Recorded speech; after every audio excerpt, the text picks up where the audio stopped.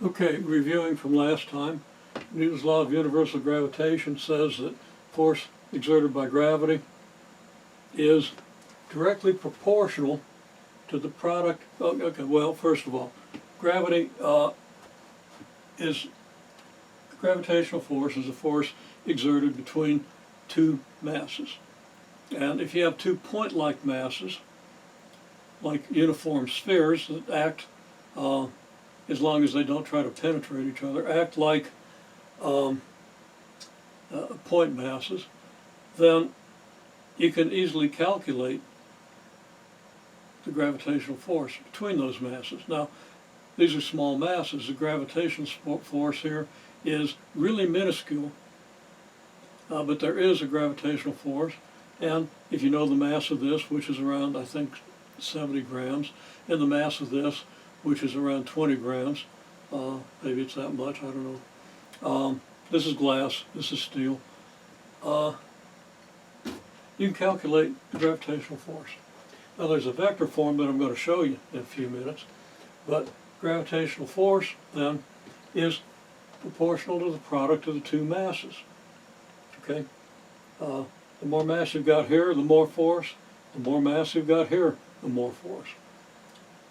Inversely proportional to the distance between centers of mass, which is the point at which these things, from which, well, if you regard these as point-like masses, then you regard them as masses at their centers of mass. That would be over r squared. I think it gets a little weird when you have irregularly shaped objects, but right now this is going to do just fine. Okay, this is a force of attraction. It's an inverse square force. If you move the centers twice as far away, you have 1/4 the force. If you have them here and move them twice as close, the force quadruples. Okay? I like forple. Years ago, one of my students came up with that in answer to the question, what happens when you move them twice as close? He said, it forples. I've used it ever since. Okay. Maybe sounds vaguely naughty or something, I don't know. Just kind of a neat term. It's an inverse square force. And you can imagine this force. You can imagine gravitational field exerted of this mass being distributed over increasingly larger spheres, over the surfaces of increasingly larger spheres. And the surface area of a sphere is proportional to the square of its radius. Okay? So it's not really an explanation. The explanation comes down to particles that we don't even know exist, but it's an intuitive idea of why the gravitational force is an inverse square force. It makes a lot of sense. This G thing is a proportionality constant. We could measure it. We have the equipment in our lab to measure it. Unfortunately, we can't turn off the air conditioning, so it's too windy in there to do it. Very, very sensitive. Very neat experiment, the Cavendish experiment. Look it up. It's wonderful. I think your book will tell you about it too. Okay, here's your constant. Here's your approximate value of the constant. And we've refined that to several significant figures. We think it's constant over the universe. Everything's nice and consistent if we assume it is. But of course we're not out there, we don't know for sure. Okay. Now, the implication, one big implication, we just sent up a crew to the space shuttle. Hasn't been a space shuttle for a while now, to the space station. So if here's Earth, the space station's not that far away from Earth, but let's just say we're wanting to send something out here and put it in a circular orbit. It's a little complicated to do that. And it's even more complicated than I understand because of the anomalies that I don't have the data for them, and I pretty rusty in the mathematics I need to actually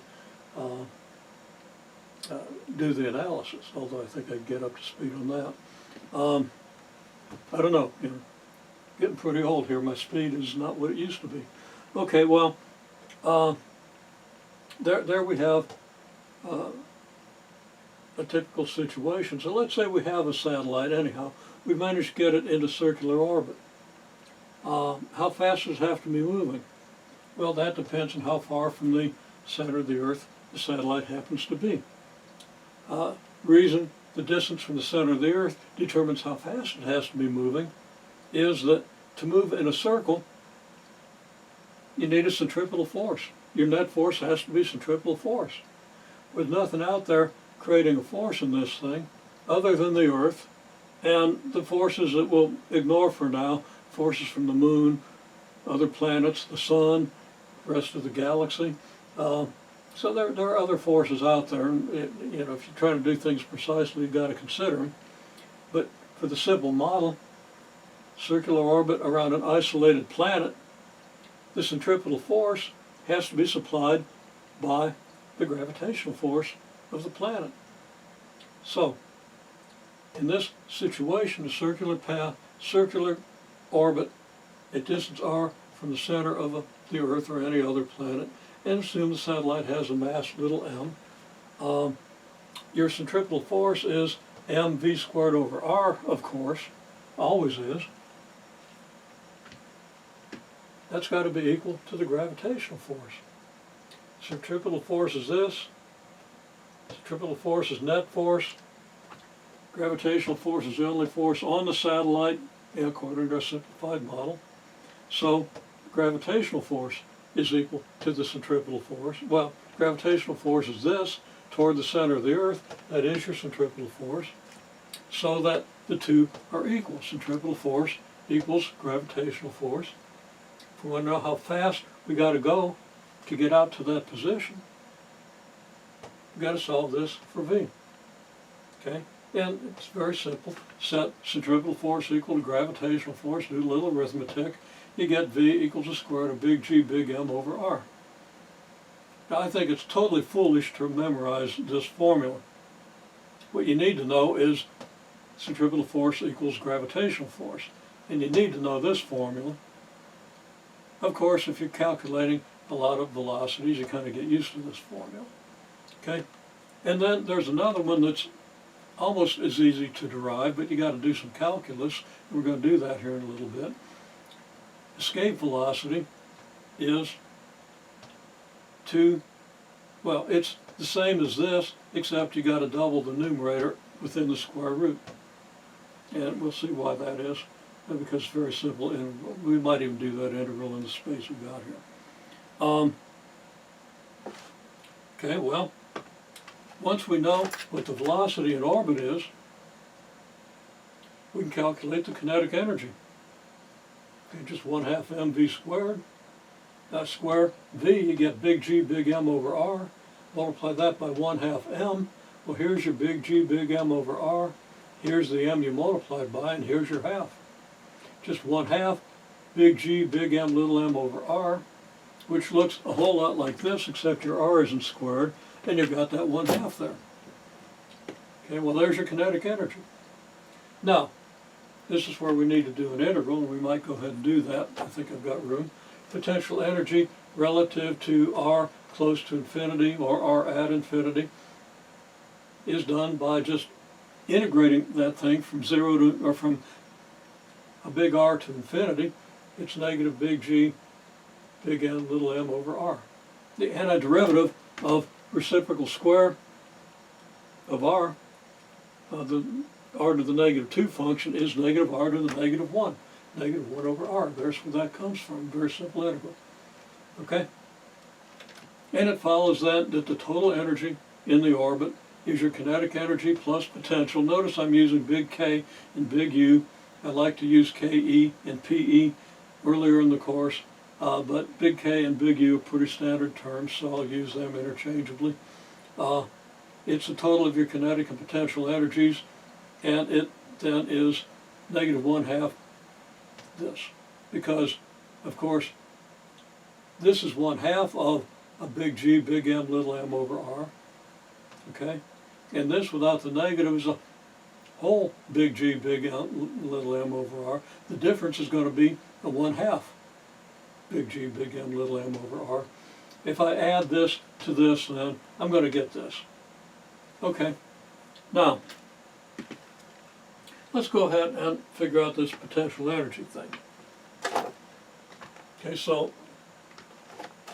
the integral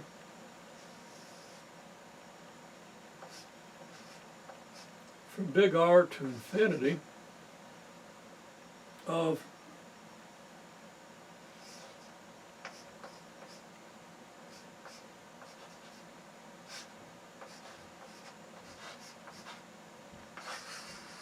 this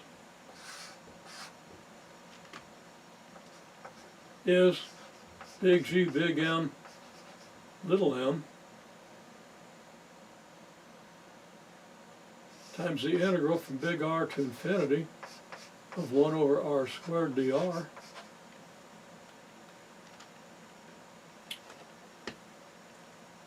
Things are getting narrow down here.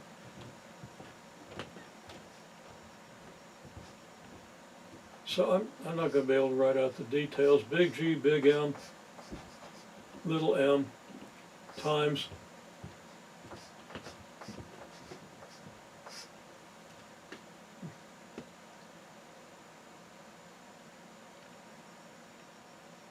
negative 1 over big R. Okay? And it's actually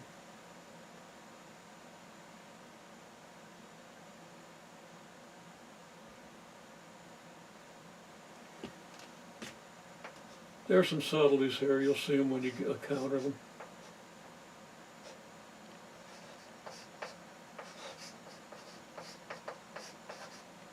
Extra potential energy at distance big R. Now here I use little r, here I use big R, but if that's what you get for big R, this is what you're going to get for little r. I didn't want to use little r here because I wanted to use the r in the integral. But you see, it's this simple. Okay, you simply do the integral that's equal and opposite to the work done by the net force. And it's really the work done by the net force as you move from infinity to big R, because infinity is your relative point. So this is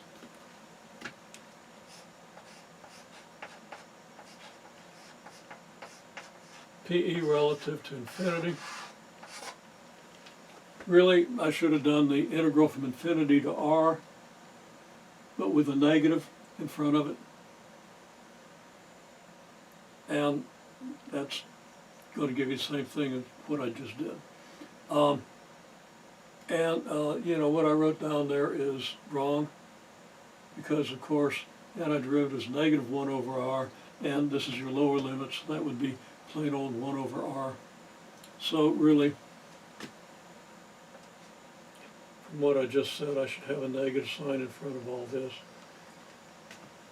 here and here, and then do the details, and you get this. There's your potential energy at distance R, corresponds to this. Very significant that this has twice the magnitude of this. The total energy is always negative.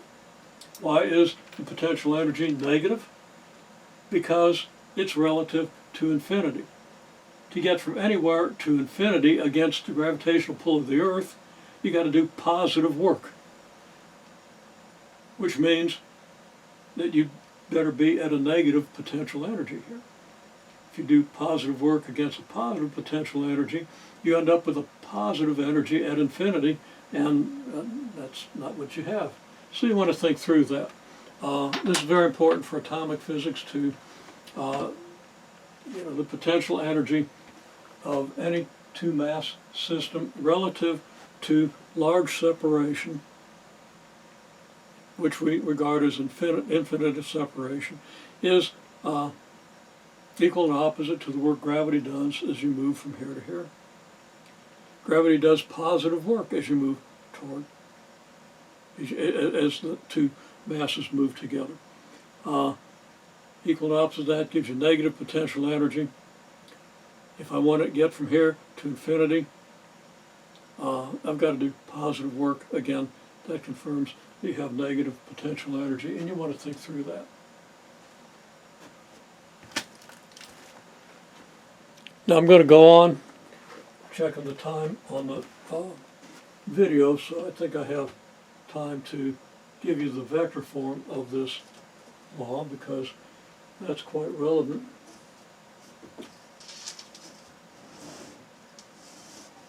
So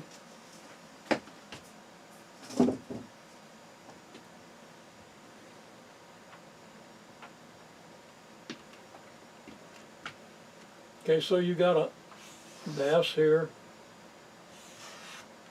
and a mass here.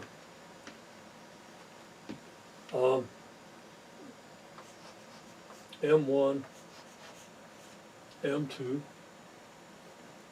and there's a mutual force. So let's consider the force exerted by M2 on M1.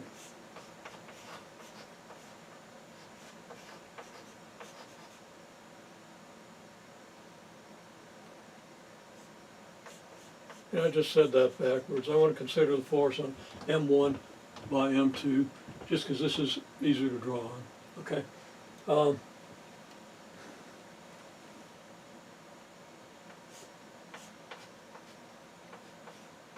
It's a vector.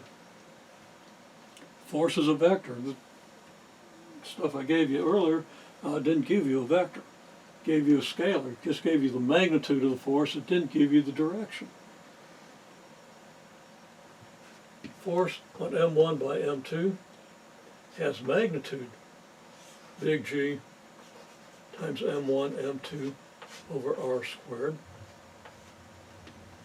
The direction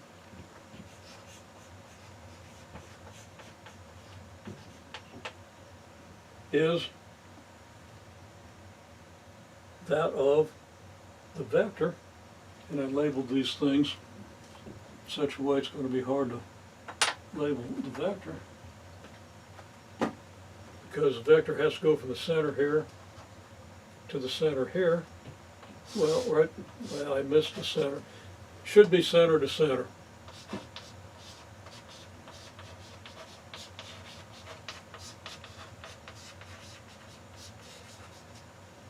And I missed the center.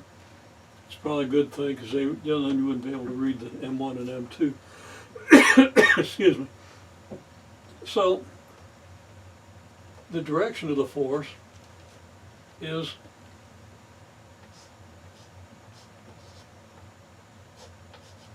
that of the vector R12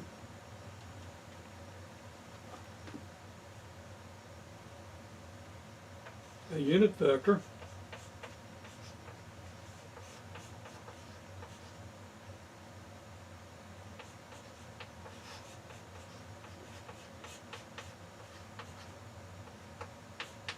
in the direction is just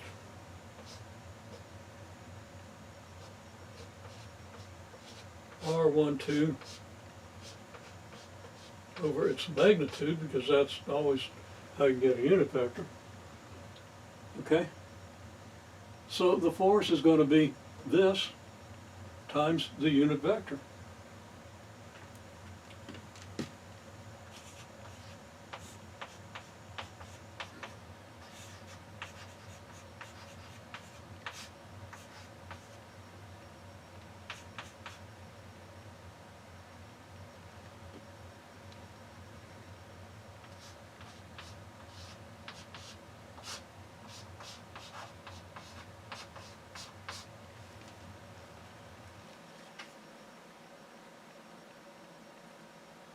Now, of course,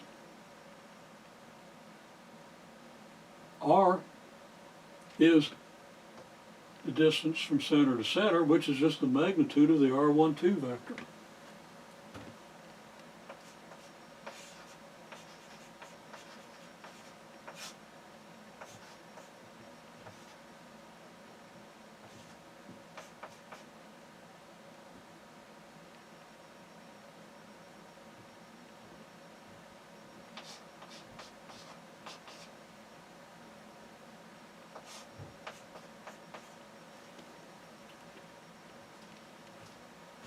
So replacing r with r12 gives me an r12 squared here. This is not a vector, doesn't have an arrow over the top of it, so r12 stands for the magnitude of the r12 vector. This being the magnitude of the r12 vector, I write it as just plain old r12 with no arrow over the top of it. So that's G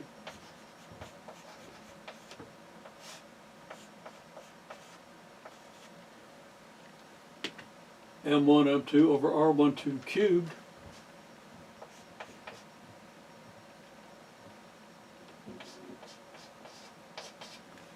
times the vector from here to here.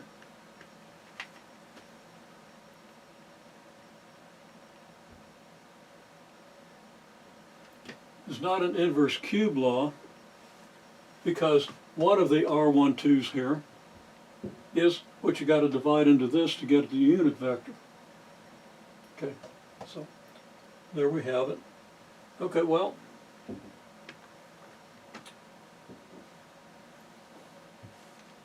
let's consider, for example,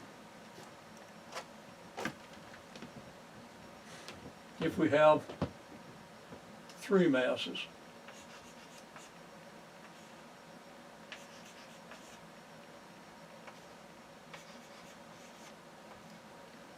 Then we want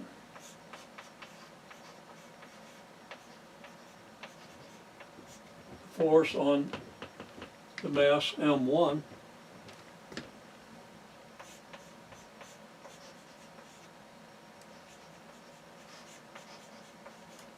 by M2 and M3. Well, if I give you the positions of these three, the x and y coordinates, let's say,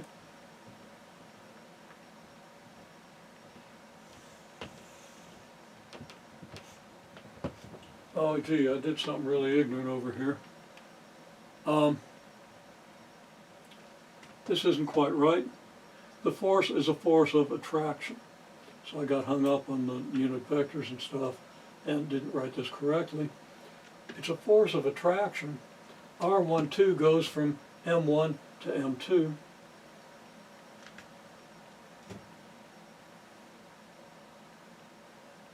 So we've got to multiply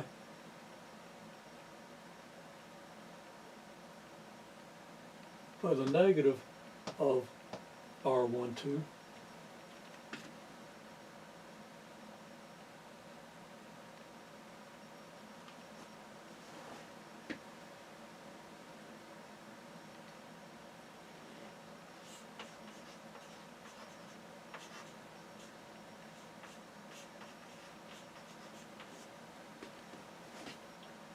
Okay, this is the direction from M1 to M2.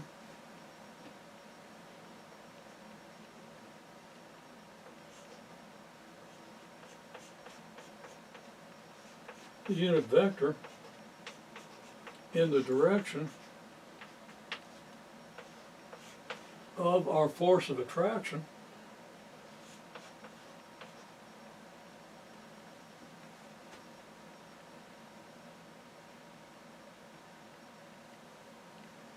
and pretend I didn't say anything that I said in the last 90 seconds in the process of explaining it. I realized that something in my head was turned around, and I was right in the first place. Yeah, force is going to be in this direction. It's going to be in the direction of the vector from here to here. So don't even ask me what I was thinking or what I thought I was thinking. So here we have an R13 vector and an R12 vector.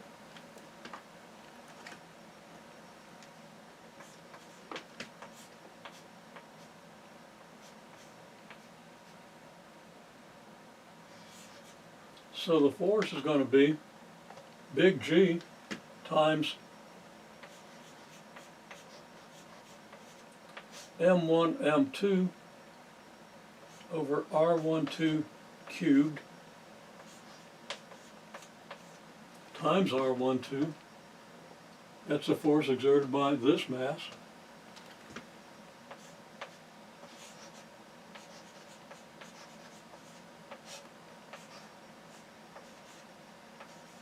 That's M3, not M2.